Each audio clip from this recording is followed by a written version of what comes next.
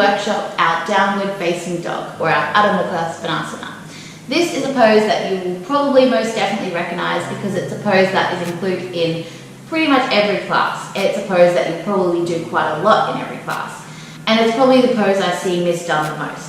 So today I thought I'd show you a few little tips and tricks on how to do a proper, safe, downward facing dog, or Adho Mukha Svanasana in Sanskrit. So number one thing is to notice here. So a lot of people think that the aim of our down dog is to get nice straight legs with the heels touching the earth.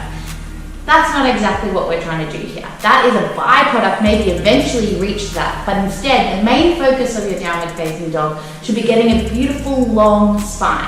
And then secondary to that, maybe you eventually get the heels to the earth as well, but not making that the number one priority, because that right there alone is the reason where a lot of people go wrong with their downward facing dogs. So, first of all, we're going to start with where should the hands and the feet be? So this is something that usually haven't ever really been shown because you just kind of go into a class and then just kind of guess till eventually it feels right. So I'll show you a few little tips and tricks on how to measure where your hands and feet should be. So this is a general tip which every single human body is different, so it won't work for everyone because we've all got different length torsos and legs and everything. But as a general guideline, if you come into your wide-legged child's pose, so your knees are as wide as your mat, the big toes come together to touch, the bottom draws towards the heels, and then we reach the arms out in front. You reach them out as far as you can and then drop the forehead towards the earth. Now, if your bottom is touching your heels when you're resting here, that's perfect, stay as you are. If your bottom is lifting up away from your heels, that's totally normal, but what we want to do is measure the distance between the bottom and the heels, and then draw the hands back that far.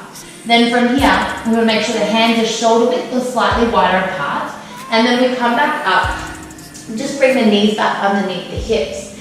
So the other option is to come into a tabletop and then walk the hands about one handstand further forward. This is generally a good guideline for how far away the hands should be for the feet as well. And then we want to focus on grounding our hands fully.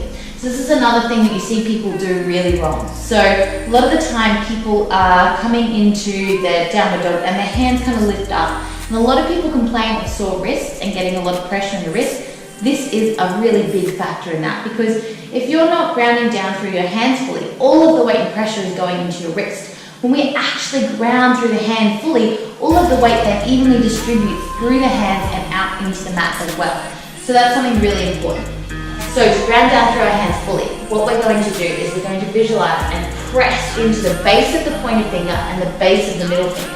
When you think about doing that, it then makes the whole palm of the hand really connect to the earth. We then want to grip with the fingertips, just like a little gecko gripping onto the wall. Grip with the fingertips so that we're really connecting with the earth here. We want the creases of the wrists to be parallel with the top edge of the mat.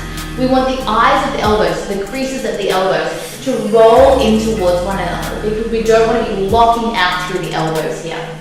We then want to make sure the shoulders roll back down away from the ears. We then tuck the toes, lift the hips, keep a nice bend in the knees, and we draw the ribs back towards the thighs.